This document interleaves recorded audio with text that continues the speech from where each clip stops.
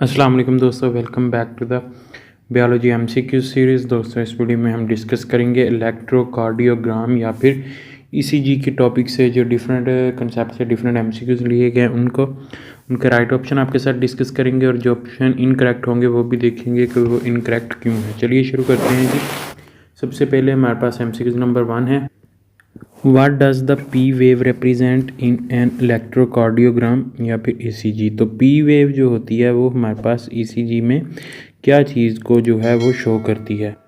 तो सबसे पहले एक नॉर्मल ईसीजी की जो रिदम होती है वो देख लेते हैं। ये हमारे पास जो है यहाँ पर ये हमारे पास पी वेव आती है, देन ये हमारे पास क्यू आता है, ये फिर आर की एलिवेशन आती है, देन एस आता है और देन आगे हमारे पास जो है टी वेव आती है ये वाली। ये हमारे पास जो है P है, ये हमारे पास है जी Q, ये हमारे पास R है, ये S है और ये है T वेव। तो यहाँ पर हमारे पास जो P है ये क्या चीज़ जो है वो शो करता है। तो जो हमारे पास P होता है ये हमारे पास जो है यहाँ पर आर्ट्रियल डीपोलराइजेशन को जो है वो शो करता है। नेक्स्ट इससे आता है वेंट्रिकुलर डीपोलराइजेशन। तो ये हमारे पास QRS कम्प्लेक्स जो होता है वो होता है, और वेंट्रिकुलर रीपोलराइजेशन ये हमारे पास जो है T वेव जो होती है ये हमारे पास वेंट्रिकुलर रीपोलराइजेशन को शो करती है। नेक्स्ट है हमारे पास क्वेश्चन नंबर 2, इसी से रिलेटेड है, QRS complex in an ECG represent. तो ऊपर हमने बात की कि वेंट्रिकुलर डीपोलराइजेशन जो है वो हमारे पास जो है QRS कम्प्लेक्स जो है वो शो करता है। पी वेव जो है वो हमारे पास आर्ट्रियल डीपोलराइजेशन को शो करती है, जबकि हमारे पास जो है टी वेव जो है वो हमारे पास जो है वेंट्रिकुलर डीपोलराइजेशन को शो करती है। नेक्स्ट है हमारे पास क्वेश्चन नंबर 3 है, what does the ST segment on an ECG represent. ST segment जो होता है ईसीजी रिदम में वो क्या चीज़ को शो करता है। Period between atrial depolarization and ventricular depolarization, period between ventricular depolarization and repolarization, period between ventricular repolarization and relaxation, period between atrial contraction and ventricular contraction. तो यहाँ पर हमारे पास उसने पूछा है एस टी सेगमेंट, यानी एस और टी के दरमियान जो हमारे पास फासला होता है वो क्या चीज़ शो करता है। क्यूआरएस कम्प्लेक्स जो है वो हमारे पास जो है जी वेंट्रिकुलर डीपोलराइजेशन शो करता है, और वेंट्रिकुलर रीपोलराइजेशन को जो है वो हमारे पास टी वेव शो करता है। तो ये हमारे पास जो है एस टी सेगमेंट जो है ऐसे पीरियड को शो करेगा जो हमारे पास वेंट्रिकुलर डीपोलराइजेशन और वेंट्रिकुलर रीपोलराइजेशन के दरमियान जो पीरियड होगा उसको हमारे पास जो है वो एस टी सेगमेंट से शो किया जाएगा। तो यहाँ पर बीटा ऑप्शन जो है वो हमारे पास राइट होगा। नेक्स्ट है हमारे पास क्वेश्चन नंबर 4 है, the P R interval on E C G जी इंडिकेट्स time required for ventricular depolarization, time required for arterial repolarization, time required for arterial depolarization to reach ventricles, time required for ventricular repolarisation. तो हमारे पास जो normal जो ECG होती है ये हमारे पास पी वेव आ गई, देन क्यू की डिप्रेशन है, आर का एलिवेशन है, देन एस आ गया, और उसके बाद हमारे पास जो है नेक्स्ट टी वेव आ जाती है। तो ये हमारे पास पी है और ये हमारे पास जो है क्यू है और ये हमारे पास आर है। तो P और R के दरमियान जो PR सेगमेंट होता है वो हमारे पास किस चीज़ को शो करता है। तो P यहाँ पर हमारे पास जो है आर्ट्रियल डीपोलराइजेशन को शो करता है, और हमारे पास QRS कम्प्लेक्स जो होता है वो हमारे पास वेंट्रिकुलर डीपोलराइजेशन को शो करता है। तो ऐसा टाइम जो हमारे पास आर्ट्रियल डीपोलराइजेशन या ऐसे डीपोलराइजेशन जो होती है उसको वेंट्रिकुलर को रीच करने वेंट्रिकल्स को रीच करने के लिए रिक्वायर्ड होता है वो हमारे पास PR इंटरवल को शो करता है। तो चार्ली ऑप्शन यहाँ पर जो है राइट होगा।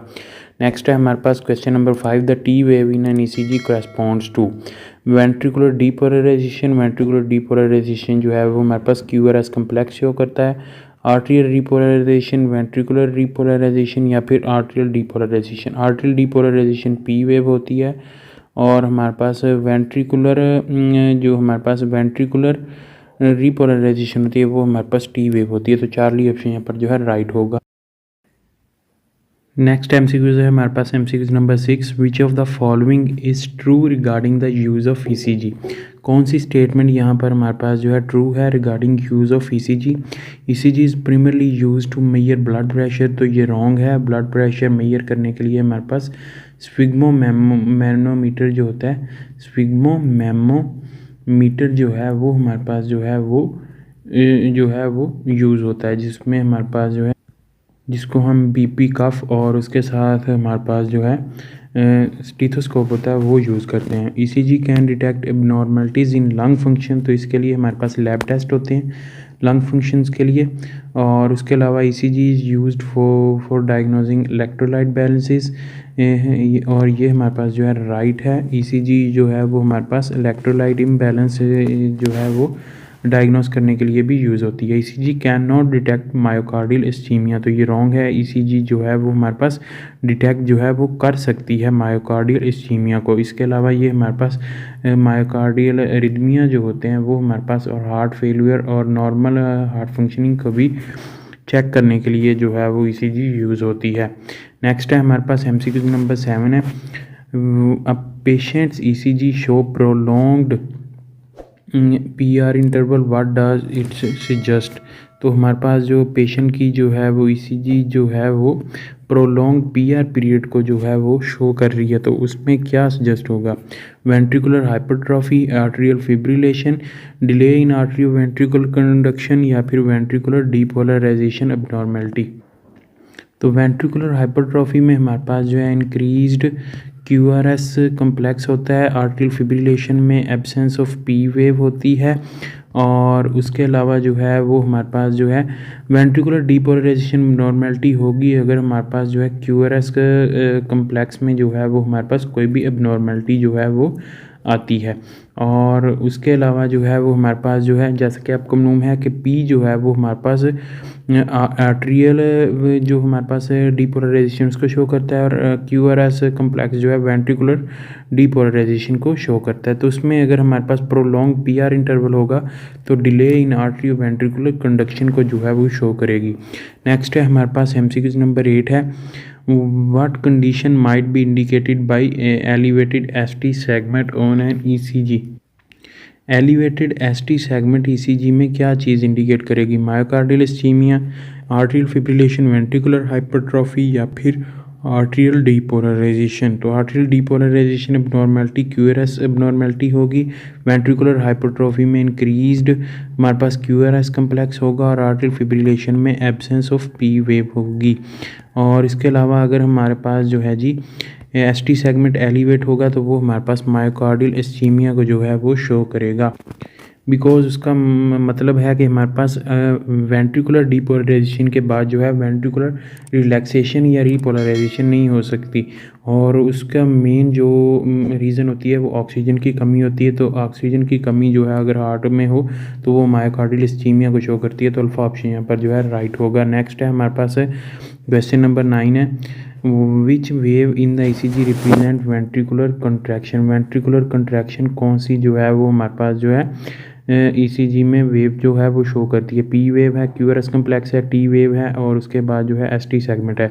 टी वेव यहाँ पर हमारे पास जो है वेंट्रिकुलर रिलैक्सेशन को शो करती है, और हमारे पास जो है पी वेव जो है ये हमारे पास आर्टरियल कंट्रैक्शन को जो है वो शो करती है, और क्यूआरएस कम्प्लेक्स जो है ये हमारे पास वेंट्रिकुलर कंट्रैक्शन को जो है वो शो करता है। नेक्स्ट है हमारे पास एमसीक्यू नंबर 10 है। ECG is primarily used to diagnose kidney disorder, तो ये रॉन्ग है। इसके बाद हमारे पास लिवर डिजीज़ है, ये भी रॉन्ग है। कार्डियक रिदमियाज एंड कंडक्शन डिफेक्ट्स, तो ये हमारे पास जो है राइट है। नेक्स्ट हमारे पास डी ऑप्शन है लंग कंडीशंस, तो ये भी रॉन्ग है। तो कार्डियक रिदमियाज और कंडक्शन के डिफेक्ट्स जो होते हैं उनको डायग्नोज करने के लिए ईसीजी हमारे पास जो है शो होती है, यूज़ होती है। नेक्स्ट है हमारे पास एमसीक्यू नंबर 11 है, लास्ट एमसीक्यू है। A patient ECG show inverted T wave, inverted T wave जो है वो शो हो रही है, और उसके बाद जो है कंडीशन जो है वो क्या चीज़ जो है वो सजेस्ट करती है? हाइपरकलीमिया है, हाइपोकलीमिया है, वेंट्रिकुलर हाइपरट्रॉफी है, या फिर आर्टरियल फिब्रिलेशन। आर्टरियल फिब्रिलेशन जैसे कि आपको ऊपर वाले मैंने क्वेश्चंस में बताया कि एब्सेंस ऑफ पी वेव होती है। वेंट्रिकुलर हाइपरट्रॉफी में हमारे पास इंक्रीज्ड क्यूआरएस कम्प्लेक्स होता है, और टी वेव अगर इन्वर्टेड होगी तो वो हमारे पास हाइपरकलीमिया को जो है वो शो करेगी। हाइपरकलीमिया का मतलब होता है हमारे पास इंक्रीज्ड पोटाशियम। तो अगर हमारे पास इंक्रीज्ड पोटाशियम होगा तो उसकी वजह से हमारे पास टी वेव जो है वो इन्वर्टेड हो जाएगी।